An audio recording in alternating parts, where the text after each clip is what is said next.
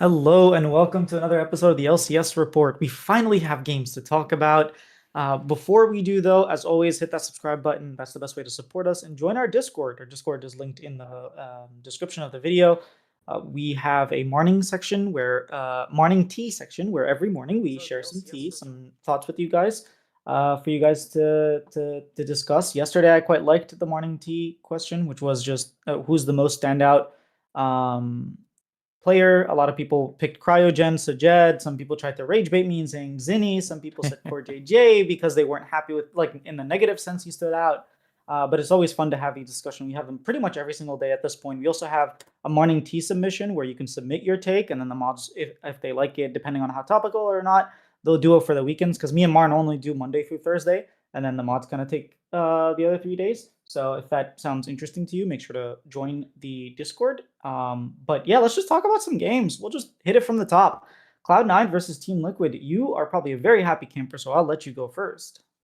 I think it was a statement win. We needed to because everyone was going on the Scrimbucks rumors, and maybe myself, I was baiting myself a little bit into it by leaning into it, and just everyone was saying, "Oh, TL's been absolutely shitting on them." And like we found out who the top laners were that they're practicing with. They're practicing with Zamudo, Order, and Philip. So, and Order's obviously one of the most heavily touted top laners to potentially be coming up anytime soon now. So it's no surprise that it did well. It's just I think we needed to go off to a strong start, and we did. The problem with the game one is I just think it is one of those unfortunate your early game jungler got put behind, and it's like, well, you're on the back foot for now the rest of the game because you're playing Nidalee Renekton, and what are you gonna do against a Sion that's just being able to chill because your Nidalee's been solo killed in his own jungle. So game one was unfortunate. We were able to keep up. It kind of reminded me of Kesper Cup a little bit because that's what happened in a lot of our games. Early on, we'll fall behind 1 to 2K, and then we just be able to out team fight people because we're actually still quite good at that. And Sven played quite well. I know the landing phase is a little bit rough, but he handled it fine. Sivir, he's actually really good at Sivir. I've always liked that champion on him. I felt like it just suits him well. He's just able to farm up, get a couple items, and he's going to be a late game machine. Yeah, honestly, I expected the 2-0 for Cloud9. I thought there was no way that the Team Liquid were as good as their scrim, but they're always so good in scrims, and they always just kind of falter on stage. What I saw from Kespa Cup was they didn't know how to close out a game. They didn't know how to close out a game against Cloud9. But we could also credit Cloud9 to just having a better comp and also fighting really well. So there is that. Obviously, they're playing probably the best team in the league, so I can't fault them too much. But one thing I did really enjoy is afterwards I got to talk with Blabber, and then I will dominate watch my interview with Blabber. And there were a couple things that I asked Blabber about, the early game mishaps, and he kind of explained his reasoning. He was like, basically, I had a higher smite, and if I win that smite, I get level 6. The game is completely over for Xin Zhao. And then apparently I will dominate pauses the video, and he pulls up a summary of what they talked about right before draft, and it says, "Do not fight that crab. Under no circumstances will you fight that crab." And Blabber was like, "This is why I fought the crab." And then I asked him, you pick Nidalee. I will dominate. I watched his stream, and so I know that anytime he sees anyone pick Nidalee, he's like, "You're not Canyon. Do not pick Nidalee." And Dom paused the video, and he was like, "Honestly, if I wasn't coaching the team, I probably would be saying that at that time." And then Blabber responds and he says, "I have a lot of confidence in Nidalee. Dom has a lot of confidence in me." And then he started laughing. He said, "Even sometimes Dom will call me NA Canyon." And Dom paused the video and he's like, "This guy's lying. I never said that. What the hell?" So I thought that was pretty funny. It's really cool having a content creator as a coach who can actually talk about this stuff as well. So I really enjoyed that part of it. Yeah, it's cool. Getting to hear the different perspectives because you don't normally get to have that transparency outside of team, and if they do content, which often comes out a week later. But Dom was immediately the next day. I think it was on Sunday. He was streaming and then talking about it in the morning. Yeah, I mean, he gave even more context. I was mentioning how APA looked completely unleashed. APA being the player of the week is completely deserved. He played so well. He beat our best mid laner, and I expected that Quid would have a slow start on Team Liquid, honestly. I expected that. But again, he was our best mid laner last week, consensus. I thought Quad maybe was a little better, but he had a better jungler, so whatever, who cares? He put him in the dumpster. And another thing, Team Liquid always banned last year. They always banned Yone. because APA can't play Yone, he can't play against it. His champion just doesn't allow it, and he left it open.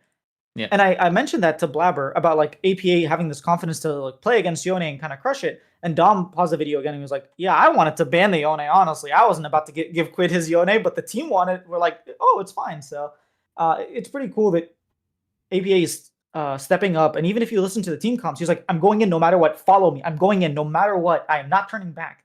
Just that level of like going in and aggression, really nice to see.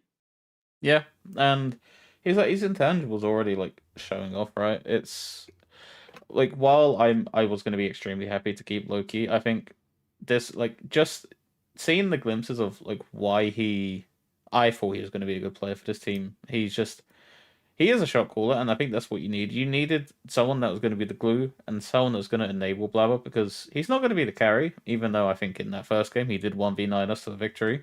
On a zero of all champions, he's had like a fucking like 30% win rate on that champion in his career. Looked completely fine. Shouldn't have solo kill quit. That was one of the weirdest kills. I think Palafox and Pros are saying that was like an anomaly. Like you're never getting that kill again in your life. Yeah, apparently Quid tilted a little bit because I guess any mid laner would tilt, but if imagine you're playing Azir and you poke Azir out and then Nidalee comes and gives him a heal, and then like 10 seconds later Bard comes and gives him another 100 HP heal, and then another 10 seconds later Nidalee comes back from base and gives him an even bigger heal. And he was just like, dude, what the hell? I can't do anything. So I can see like him getting a little annoyed and stepping up to take a trade that normally he wouldn't and just like dying dry like that. But yeah, I wasn't too impressed with Team Liquid. I thought even though they had an early game lead, and I thought honestly Jose was the most outstanding member on that team. I thought he was very aggressive when he needed to. I thought he played fights for the most part really well. He meshed with the team a lot better than I expected. I mean, I was genuinely happy to see how well he was playing and how well he fit in. Not super like impressed by Morgan. Again, he's only had like 30 hours. Like he landed 30 hours before his stage game. So I'm gonna give him some grace, some time. But I was not super impressed with Morgan. This guy, people were saying behind the scenes, this guy's gonna be the MVP of the league. He's the best player. He's so much better than everyone else in top lane. I didn't see that in Kespa Cup. I didn't see that here. I don't know where this is coming from. I think the problem that you're having there is that he went up against who did he go up against in Casper? He went with Doran. Who's the Nongshim top lane? Nongshim's playing King Yeah. And then you're playing like Thanatos. World Champion King. Yeah, like that's what I mean. Like you're playing two world champions and Thanatos is and like that's been your sample size for Team Liquid. I'm not gonna and like also like you said, he's only been here 30 hours, so how much time can you really have? But he didn't like especially he didn't do anything good, he didn't do anything like terrible. It's just kind of like his team fell apart. I think Cole again have to look at him. I didn't think he had like there was another stellar performance, another big game where Core just goes missing. Like, and you thought maybe okay, they really were putting the pressure on Sven and Vulcan in like the first like five minutes of that lane. You thought okay, like, but then it didn't translate into anything. Like him and Yon were just consistently getting caught out, and like yeah, it was just one to see. Yeah, I don't know. I don't feel like this Team Liquid has the DNA of winning. Like they don't know how to win games. And maybe this is game one overreactions.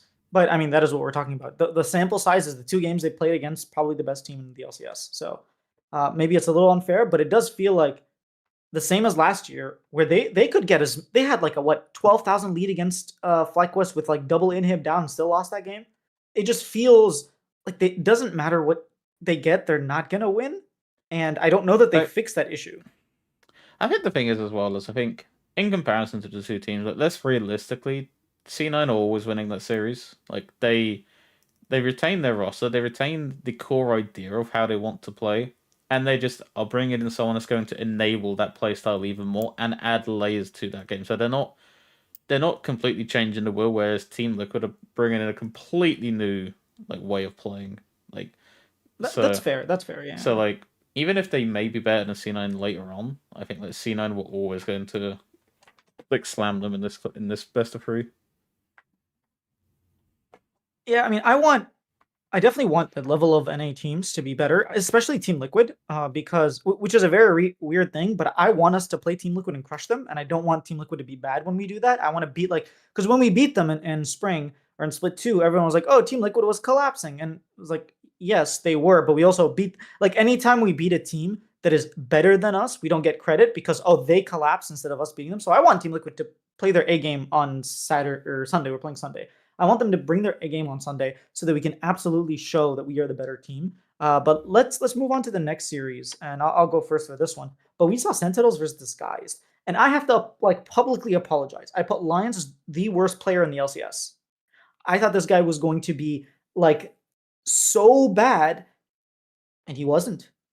I don't know where this Lions came from, but he really brought that Lion out of him. He's playing really, really well. Sujed had such a pop off game. This guy is going to be a staple in the league. This is why, in tier 2, they were saying this is the second coming of Danny. This guy needs a spot in a tier 1 team. He gets it. He absolutely shows that he's really good at team fighting, even with a sub, even with Kisno. I mean, Kisno's performance was great. They scrimmed 2 games.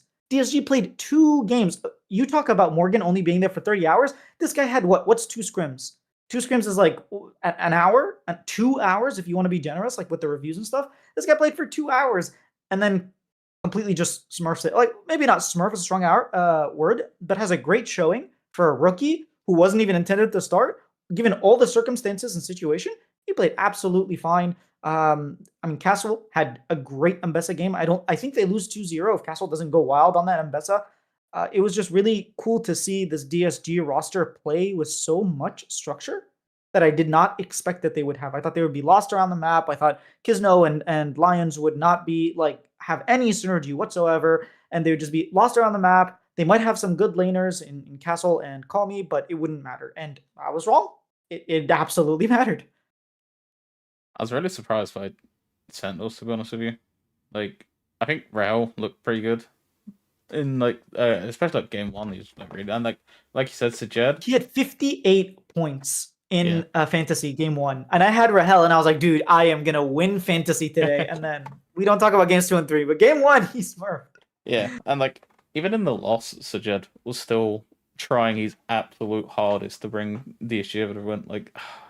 It's just so nice to see, because it's so nice for the people that believed in him and were hyping him up beforehand and saying this guy's gonna smurf, and then they were completely justified. He had an absolute a Star is Born performance. Granted, it is Sentinels, and I think that's what this series shows, is that the floor isn't that bad. I don't think at the top we've improved. We've probably gotten a little bit worse in my opinion, but at least I think the floor is now a little bit better, and if you're not at your A game, then DSG will give you a good game. I completely agree. I think our worst teams were DSG, Lion, and Dignitas. And all 3 of them have upgraded. Sentinels is actually a good team. I know they lost to DSG, but again, Hambak was only there for a few hours. Give them the same grace that we did. I think Rahel also got there late. So again, give them a little bit of time to mesh. New coach, new team completely. But when I was talking to Blabber, he thought, at least in scrims, that Sentinels were playing quite well. He put them around 4th. He said they're surprisingly good. Hambak is also really good. So I think that there's the floor, like you said, has moved up a lot compared to last year, which I'm excited. It reminds me of 2024 summer, where even teams like Immortals were playing really well.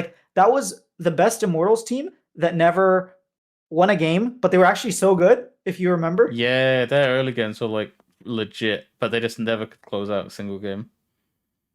Yeah, dude, I remember Tactical getting caught. They were playing against Dignitas, and they were up 10,000 gold. Isles lands a hook on Tactical that he never should have gotten hit by, and they win the game. And I talked to Isles. He was like, I was not happy when that landed. I'm honestly kind of sad for them. How do you throw that game? I'm like, all right. Yeah. But yeah, the floor is higher, and yes, what we saw from what's it called, Sen wasn't exactly impressive, especially Hambak. He had good early games, but then in the mid to late games, he felt quite invisible. But I think give this guy time. I think he's actually quite good. Maybe similar to Morgan. I don't know that they're going to be the best in the league, but I think they'll show better performances than they did day 1. Yeah, I agree. After that, oh boy, should I start this one? Yeah, the floor is yours. We have FlyQuest versus Shopify, and FlyQuest. Um, I predicted the 2-0 for Shopify. We started the game off. We fight for crab. We win the crab.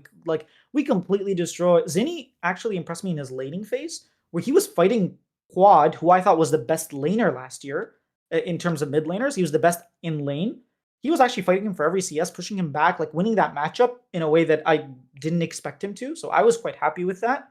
And yeah, after that, I mean, you just have Malphite come and Ultim over and over, and Bard like come over and over, and the guy was like what 05, 06 at some point, Yeah. just completely making Quad's life miserable. We burnt both flashes at a dragon, and Wukong steals the dragon at like 22 minutes. But then they end up dying. They burn the flash on Orianna. They burn the flash on Jin. There's nothing you can do against the Malphite Bard combo, Azir, and then Contracts goes way too far. I was blaming Seus for that play. Like, sure, he missed his flash Bard Q, but even if that lands, I don't know that anything could have happened. Contracts just kept pulling the trigger a little too soon, a lot too soon, if I'm being honest. And yeah, we threw the game. And then I'm like, okay, Baron comes. Zinni makes a really big misplay. If he didn't make that misplay, we kill them all at Baron. Whatever. It's game one jitters. We lose game one. We come into game two. Even though game one we had like Zodia and Draft, I was like, dude, these are all the champions that you're not supposed to have. And we got like 4 of them or 5 of them, honestly. Then you go to game two, it's back and forth in the early game, and then just like they get a lead, and we never really could do anything until the very end. Like there were 2 top lane plays where they just dove over and over, and we killed them twice, and maybe we could have won the game like after that, but we just kind of threw at the Baron fight. Either way, like you do not want to be in a position like that. I think we talked about this on the TMP show, but like if you're the veteran team, you need to have some level of like patience. If we just play that 24-minute sequence out better, we go into their jungle, we starve them out. They have to walk in. We don't have to walk at them. They have to walk towards us. We press R, we kill them. We get the Baird, we win the game. Same thing with game two. Like we had the lead, we had some pressure. Top lane had his lead. If you just like slow the game down instead of running it, we probably have better chances of beating a team that's made to only team fight. It was quite frustrating to see as a fan, and yeah, I'm hoping we clean things up. Seiya's also like dying in the 2v2. It's just really sad to see. I I don't know where to start. I was very annoyed because you hyped them up all off season. We're gonna win. We're gonna smash this team. We're so much better. We have better players in every lane. And then you beat the rookies that were just there was like no sense, just like balls to the wall gameplay. Just they ran at you and then you ran at them and then lost. It's like that's not a champion's mentality. Like a champion knows how to they know how to identify, okay, this is a tricky opponent because they're just going to throw everything at you. You just have to hold the line, just maintain a level of control. Like, from the fall, I'm not talking about City because he's brand new to the league. Apparently, I don't know, at least, okay, maybe it's a little bit hard to judge this on one team, but like, C9 was saying he was playing god awful in their scrims. So like maybe again maybe it's the wrong team to be judging him on that. But like if he isn't performing well in scrims and the team's not clicking at the moment, it's problematic. I was expecting more, at least from the rest of the team, because watching Zeddy, it reminded me of Thanatos a little bit from when he very first came in. Like we all expect him to just completely dominate. He was good in lane, but he had like nothing else going for him, and I think that's kind of what we should be expecting from him in his first split or two. It's just letting him get his feet under, and then eventually he will start learning like tier one. Yeah, you just guys have no composure, and that's really disappointing. And I don't know, like I don't think you can develop that like throughout the course of the season. That's something you should be coming in with. You should be coming in with the expectation that you're going to win a championship, and you should be. You knew like a while back. All right, we have FlyQuest. What are they likely to do? What's a young rookie team going to do? They're just going to throw everything at you and hope it sticks. Like especially Griffin, who can only. I think he can only play one way at the moment. Like he's so I've hyped. seen him play more than one way in Loud. I'll push you there. And on Loud, he actually did have some very controlled, inspired S games. Maybe, but I think he's coming in with at least the mentality of these guys are dog shit. I'm going to like impose my will. maybe when he gets humbled, he'll start being a bit more measured. But I think right now, where his confidence is like through the roof, he's calling everyone trash. These guys are going to retire, etc. I think he's like right now until he gets humbled. Maybe in a couple of weeks when we play him, if they win their second game, we may play him. But like I think right now, it was so telegraphed how Fly were going to play, and yeah, it's just disappointing to see you guys play like that. Yeah, David made his like player power rankings, and he put contracts underneath Griffin. So he put Griffin on top of over contracts. And I responded, and I'm like, dude, did you not watch him on loud? How could you ever put contracts below Griffin? And then after they won the game, Griffin responds to my comment with a laughing emoji, and I was like, oh my god, no, I can't. I I saw that. love it. I I was love like, it. I love it. Don't get oh, me wrong. I yeah. love it. I love it. He should keep doing it. Keep calling me out. But I was just, but yeah, that's enough shot. Before I talk, I don't want to keep repeating myself because I was very very frustrated with the game, to be honest. Like this is not how we should be playing. Um, Last game of the series, Lion versus Dignitas. Now I'm gonna set the preface of like what was happening, and then you can go. Dig didn't get their coaching, so Jonathan, their GM, had to do draft, and like there were some, according to Pal oopsies in draft. They kind of forgot to ban stuff.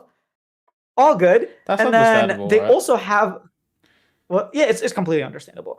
Then they had Breezy and what's wait, what was the support? Mobility. Mobility, sorry. Yeah, Mobility and Breezy as their bot lane instead of FBI, who is a big upgrade, and Ignar.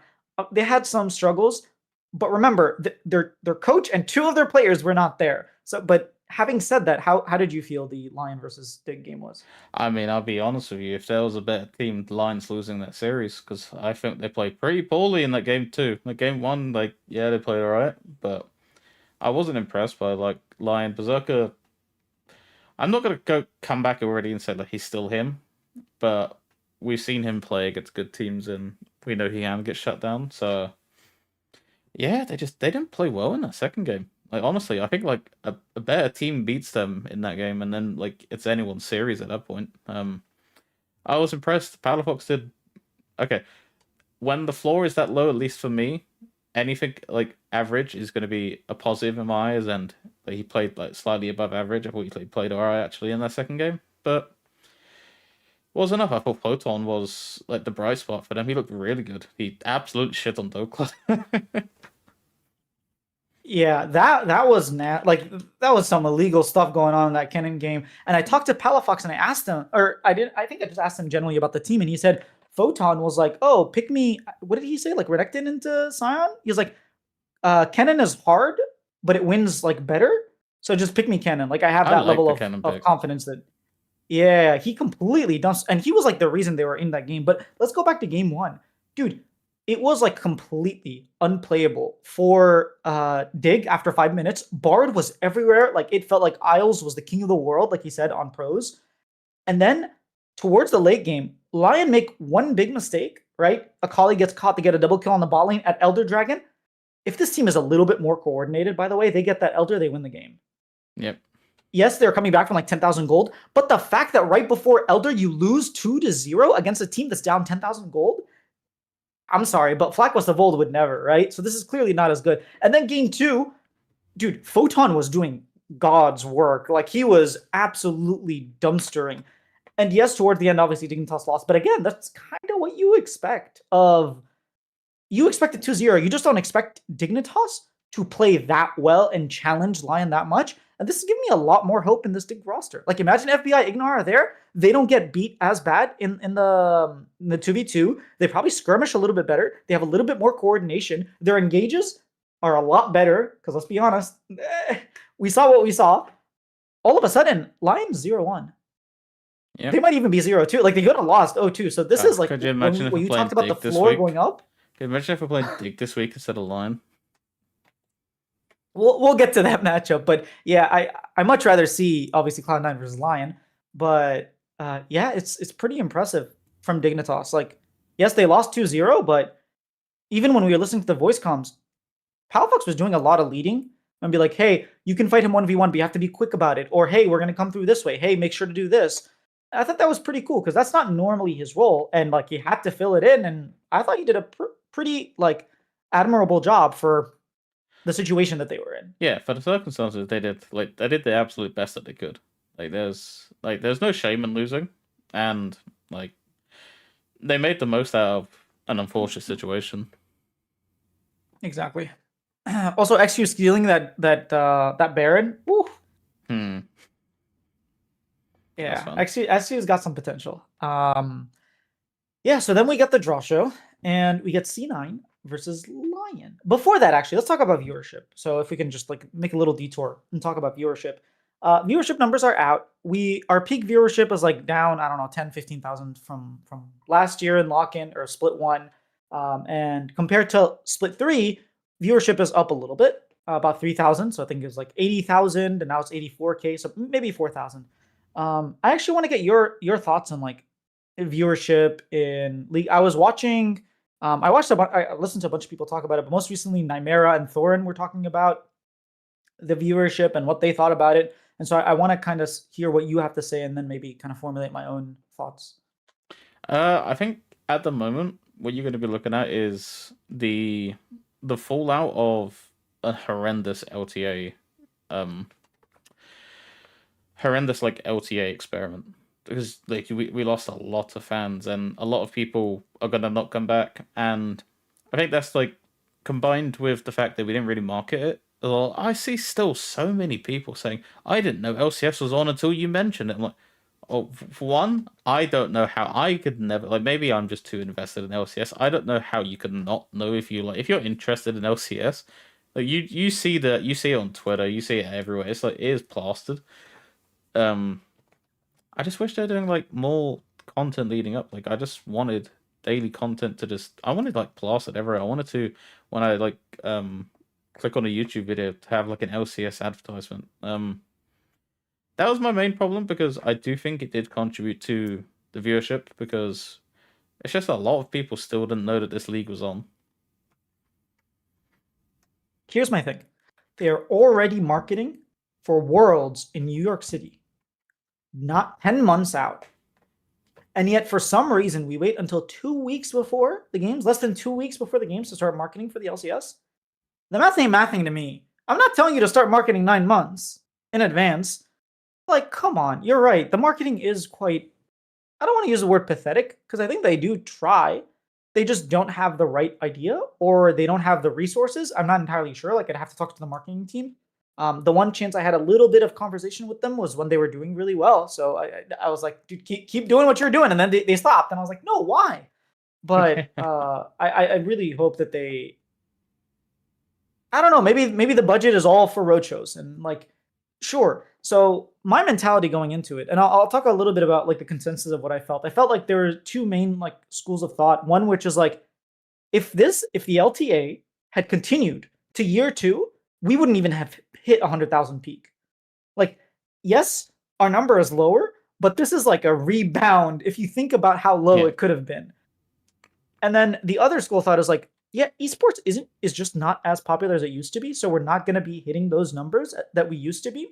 And I completely disagree with that second part. I think esports in general in North America, like LCS is dying because LCS is dying, not because esports is dying. If you look at people's content, there are content creators that are growing, they get more viewership, it's just we haven't found a way to connect those or to do what they're doing. And I think it's on all of us. Like I see Alex Harriman in chat. He's like making TikToks and tweets and shorts. It's like literally up to the fans at this point in the teams to get people invested in the LCS. Like more co-streams from Ludwig and Charlie, more like co-streamers related to the teams of big content creators. Someone needs to sign a Tyler 1 onto their team. Like Sentinels, get Tarek to watch the game. FlyQuest needs to get LS to watch. Like we just need to get the orgs need to put in effort on their end, whether it's signing big content creators or whatever it is, or doing their own content like Cloud9.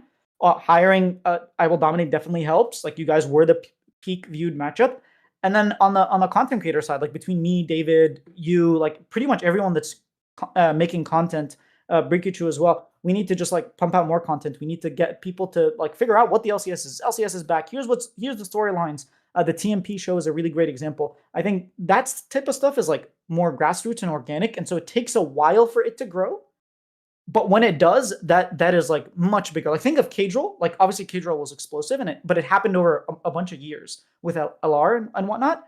But like that took years to happen, and he had the benefit of being a pro player and being on LEC. Like we don't have those benefits, but that is what we need to do in order to get there. Like that's just how I envision it, because I don't think Riot as of right now is doing a good job. If they're not going to do it, I'm going to do it. That's how I think about it. Yeah. I mean, there's not much more like I can really add on that, to be honest. I think that's why I made the post I made, like saying like just for recapping of what our promises were, and like at least this week I've been living up to that. I had like the Monday YouTube short out, Tuesday we got LTA report, LCS report. Fuck that name. I'm not gonna let that slide, brother. And then tomorrow is the debut of our new show, That or This, which I am very excited for. So stay tuned for that. Thursday shorts and like a clipped video from this podcast, and then I think Friday as well. I can't remember why I actually put my schedule now. Funny enough. It's content. It's content every day. Like the only times we don't is like weekends. We don't do weekends. Yeah, and we are gonna try to co-stream some games. Like it didn't work, or not co-stream. Sorry, live view some games. I know it didn't work last week, but maybe this week we'll be able to. We'll see.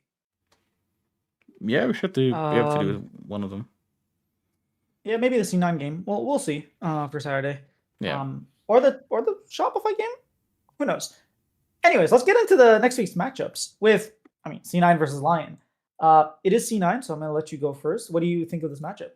I think we're going to 2-0 them, to be honest with you. I think we're just firing on all cylinders, and like we're the most well-rounded team coming into it. Even if people do think by the end or like later in the year that people are going to catch up, maybe they do. But I think right now it's just a return to normality. Even like, yes, this still is the roster that choked.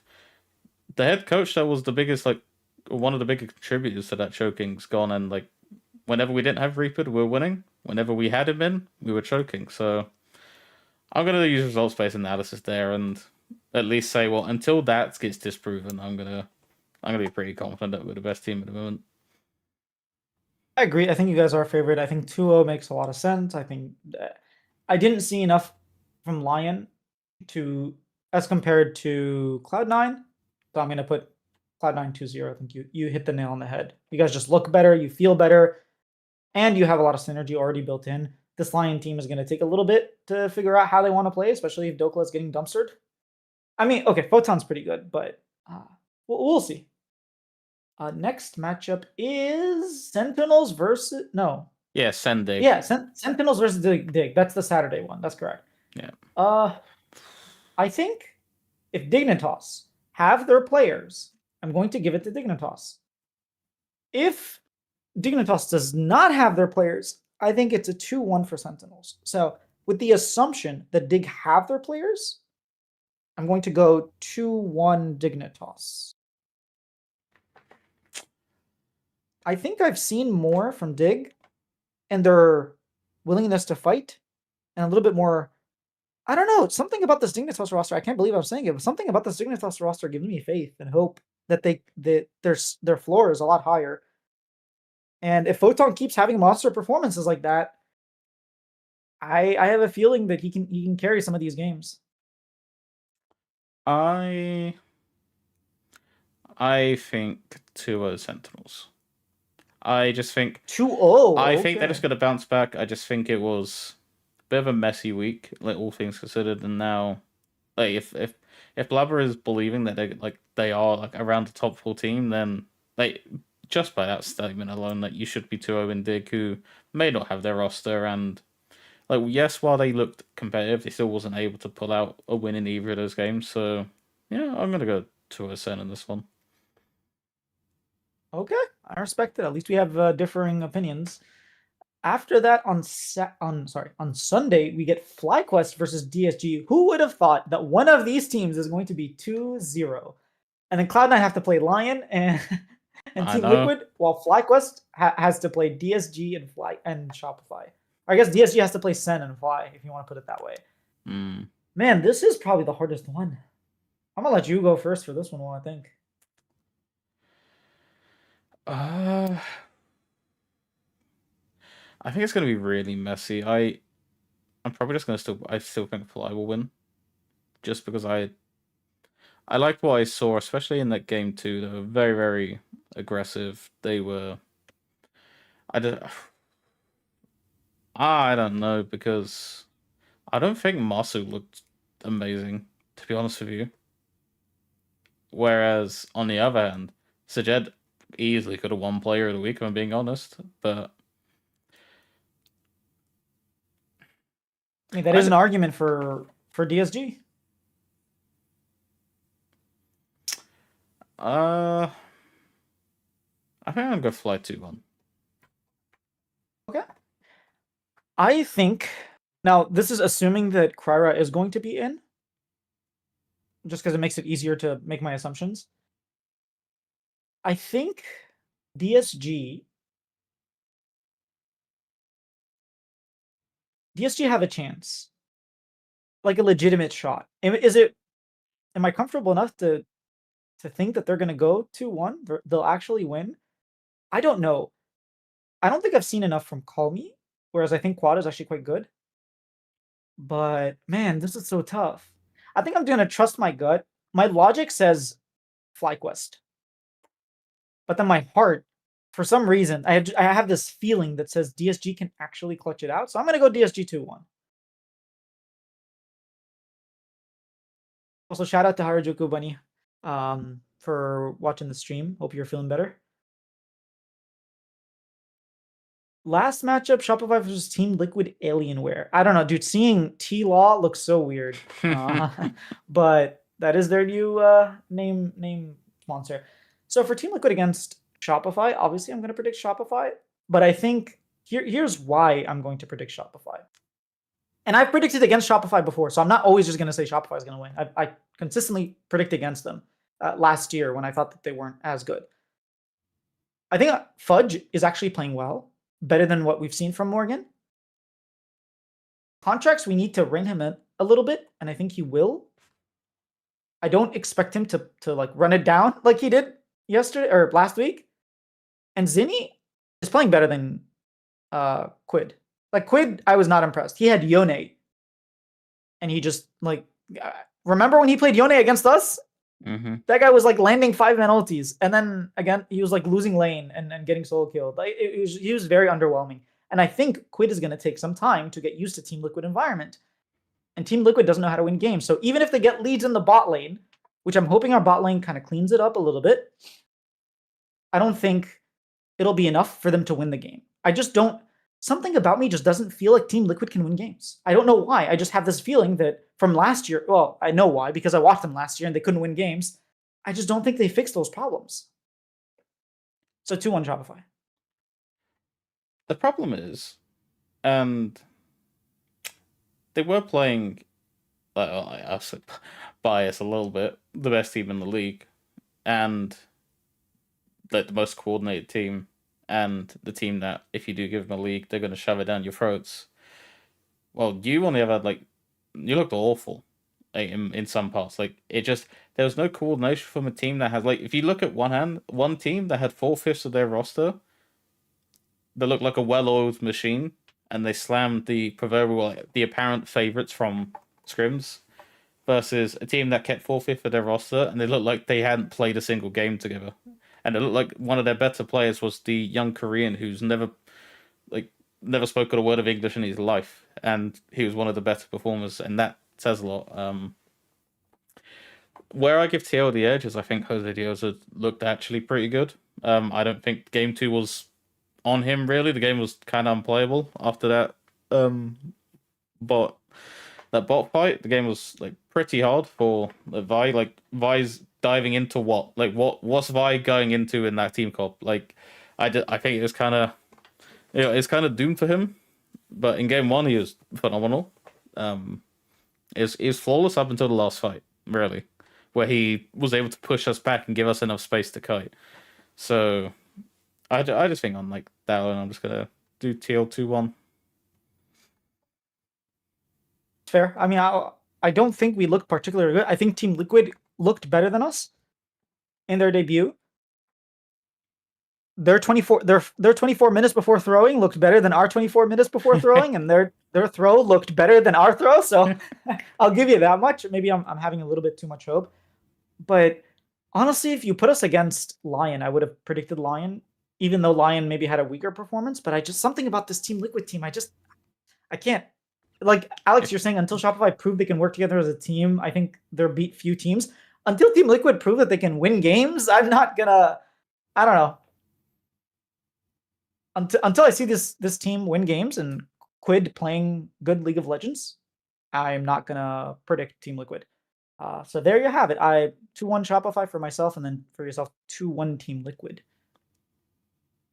But yeah, either way, I think the games honestly are pretty cool. I think Sen Dig is close. C9 Lion, I don't think it's gonna be too close, but it's hype. Fly DSG is close, and I think Shopify Team Liquid is closer than people give it credit for. So I really am enjoying the fact that the floor is higher. Like go back to Split 3, and we had the top 4 teams all just playing against the bottom 4 teams. It was so bad, man. Like right now, there isn't a series where you think, I don't want to watch that.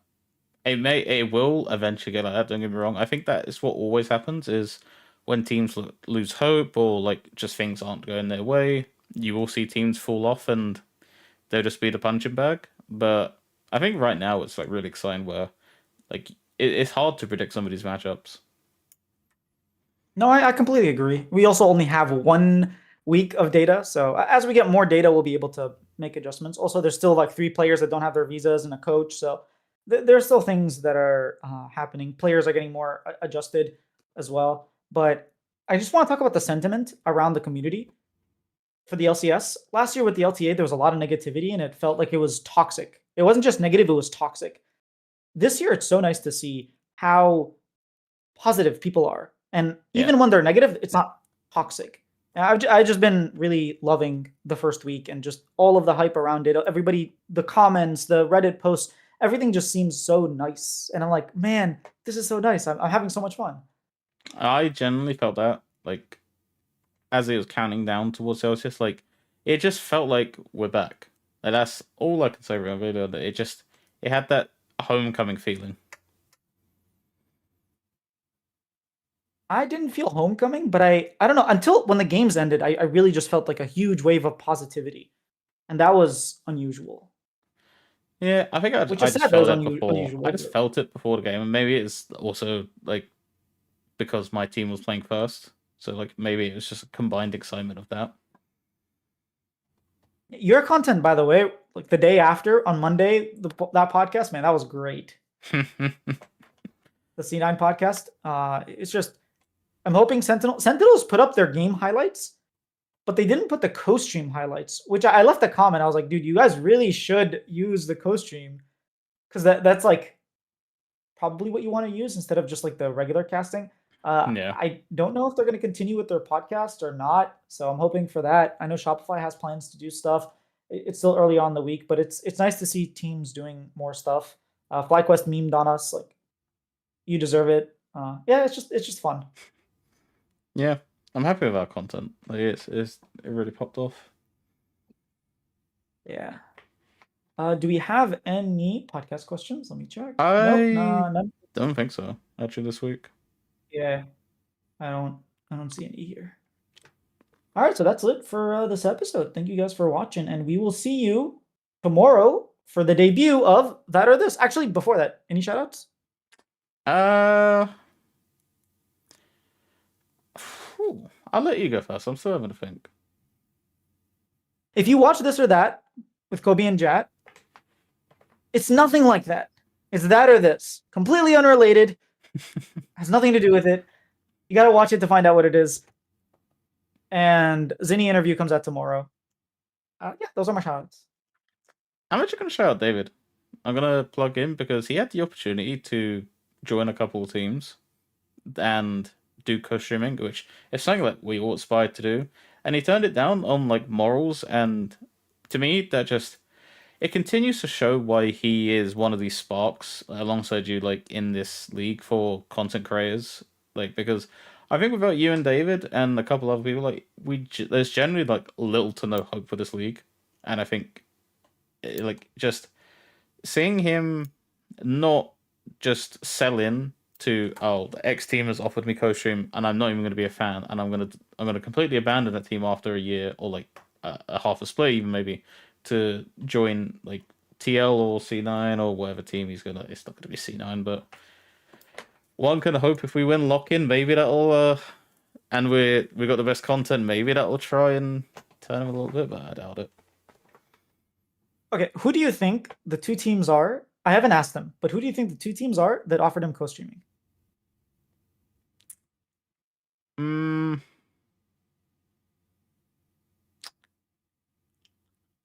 FlyQuest? There's an obvious one. No, FlyQuest already have their spot. There's no way they were like abandoning Basil, who's literally like. You can have more than one, no. Yeah, I think you only have two, right? Uh, They have they had LS doing it because he's not part of the official co-streamers, so he was using FlyQuest, and then they had Basil. So I don't know how many you can do. I think it's just if the organization gives you permission to stream on behalf of them. I don't think you can just give an unlimited amount, from my understanding. Mm. There's a very obvious one. Yeah, none. Team Liquid. Mm. Do you know the answer? I don't know if I'm at liberties to discuss. Okay. All right, no wonder.